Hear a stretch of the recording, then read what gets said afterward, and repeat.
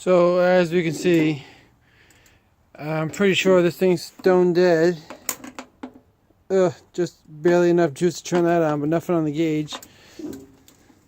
Yeah. Looks like I'm gonna have to do this old school style and do it by rope just to get it into the workshop, because I have another item I want to put in, and apparently I'll have to get it a new battery.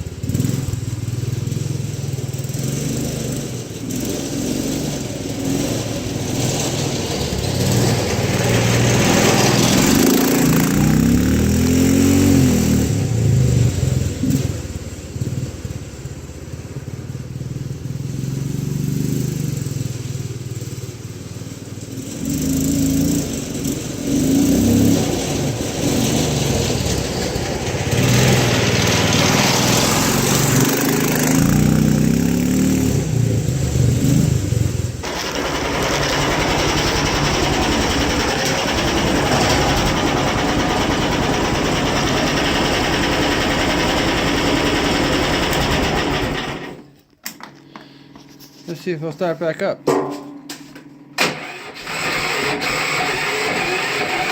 See, battery's trash. But anyways, the item of choice that's gonna go in is in this little bag, and it's